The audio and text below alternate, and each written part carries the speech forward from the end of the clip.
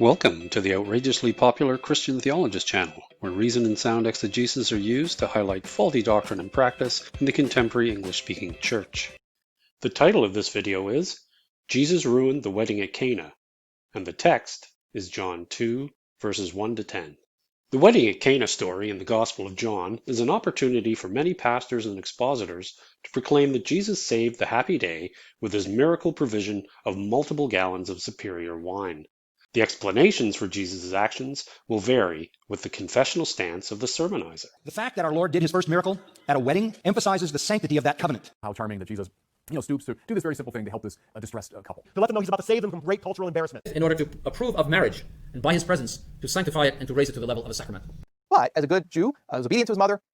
In this video, I'm going to take an exegetically sound look at this text and reveal that what Jesus did at the wedding in Cana that day was the exact opposite of saving it, that he did in fact ruin it. Before I continue, I want to say up front that, for the sake of clarity, throughout this video I'll be making a semantic distinction between the term marriage and the term wedding.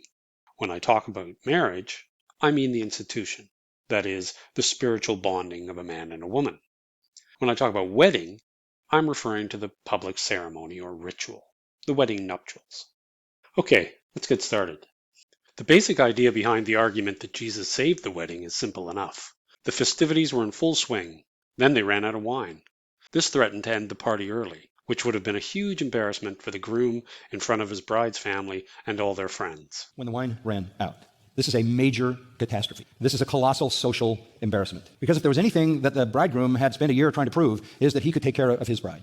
He had to build her a house. He had to acquire everything that was necessary. He had to demonstrate his ability to take care of her for the rest of her life. Her father was handing her over to him.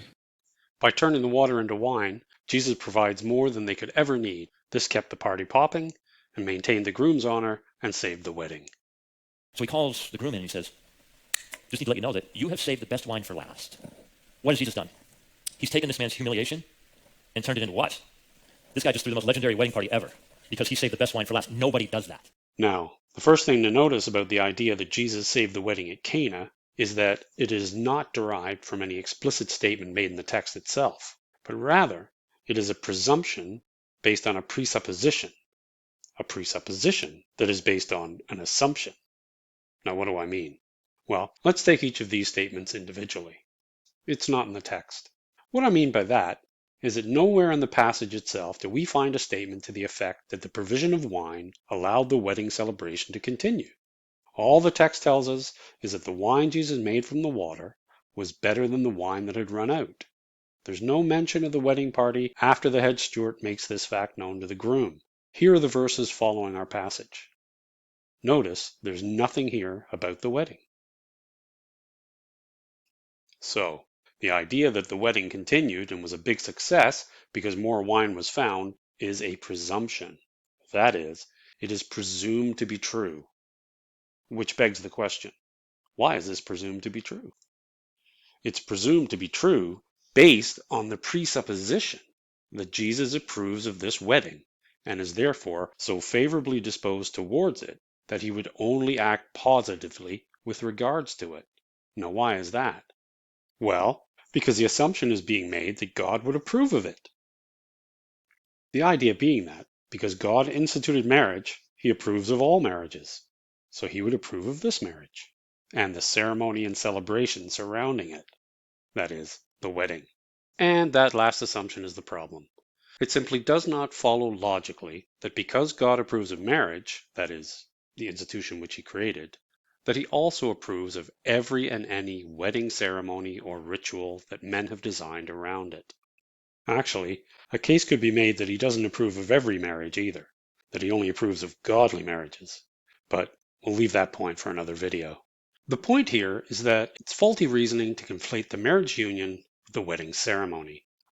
If we look at the first marriage in Genesis 2:24, we see that the only outward sign that a couple is married is when a man leaves his parents and becomes one flesh with his wife. That is all. There are no rituals, ceremonies, or licenses necessary to become married here, or anywhere in the Old Testament for that matter. Just this joining together, just this becoming one flesh. Now, whatever the phrase becoming one flesh actually means, whether it refers to the sexual union itself or the forming of a new family unit. It is the sole biblical definition of the term marriage. That this verse is talking about marriage, by the way, is confirmed from Jesus' reference to it in his rebuke of the Pharisees' self-serving teachings on divorce, that is, the dissolution of marriage, in Matthew 19, verses 3 to 6, and in Mark 10, verses 6 to 9. So, yes, because it's from him, God approves of marriage, and Jesus does too. But that does not mean that they both approve of weddings, because these are not of God per se, but from man. That being said, however, just because the idea that Jesus saved the wedding is ultimately based on an invalid assumption doesn't make it automatically wrong. It just means that we have a reasonable basis upon which to begin challenging it. So then the next question to ask is whether the presupposition based on this assumption is also invalid. Is Jesus really so favorably disposed towards this wedding ceremony that he would do nothing to disrupt it and would only ever act to benefit it?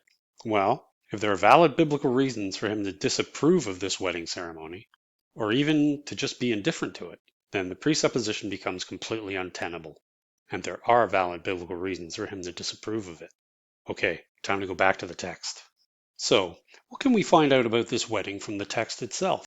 Well, first, notice that there are servants, plural, and a head steward, or, as it's put in the NIV, a master of the banquet, who was either a hired servant or a guest, or even, according to DH6 2011 article in issue 130 of the Journal of Biblical Literature, he could have been both a former household servant and an honored guest.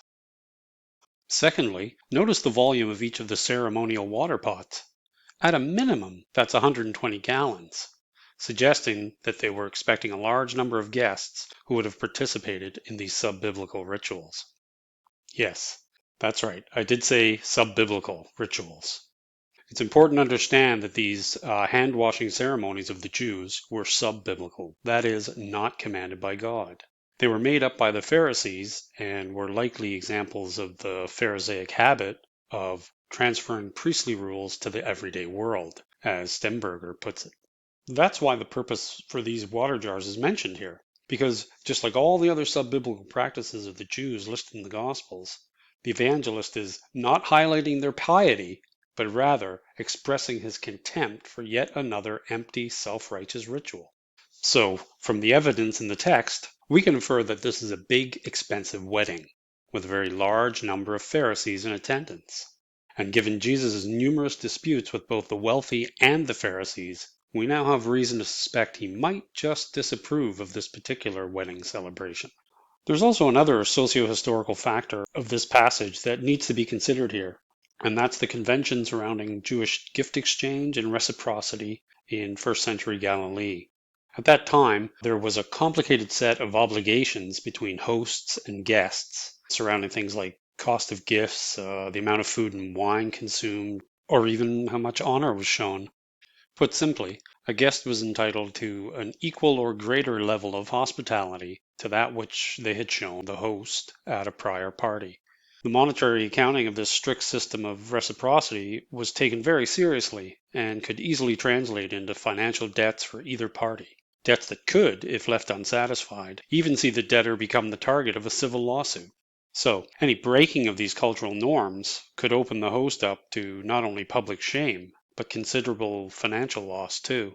And it's this selfish and anti-hospitality system that Jesus is countering in the three banquet parables of Luke 14 when he was dining at the house of a ruler of the Pharisees.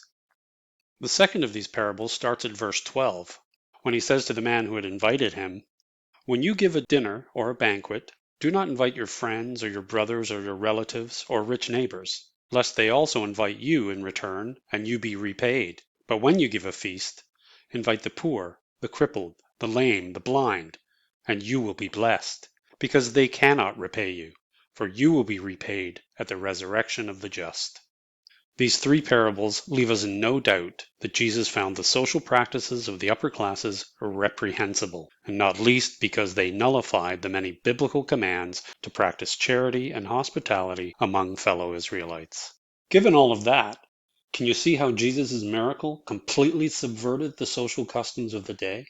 Just imagine how the sudden appearance of really good wine would have struck those honored guests who'd already had their hospitality repaid with inferior wine.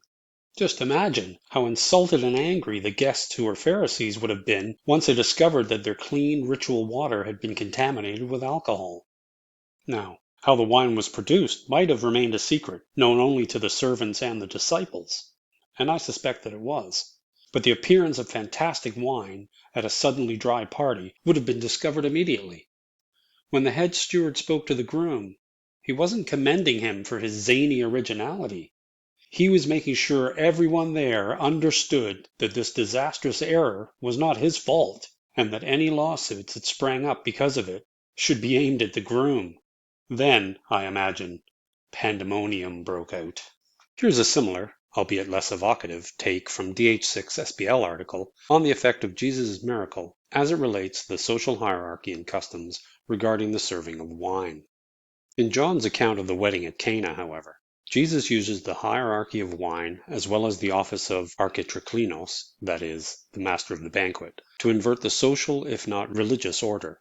By turning a superabundant quantity of water into a wine of heavenly quality and reserving it until the end of the banquet, Jesus undermines the system. After the transformation, there would have been sufficient wine for all. Moreover, if this wine is served after the initial supply was exhausted, the guests would not normally be able to appreciate its quality. Thus, the social hierarchy dictated by the quality of wine cannot be maintained, and, consequently, the architriklinos, unaware of the miraculous vintage, berates the bridegroom for keeping it in reserve. Everyone serves the good wine first, and when they become drunk, they serve the lesser. You have kept the good wine until just now. And that's how Jesus ruined the wedding at Cana.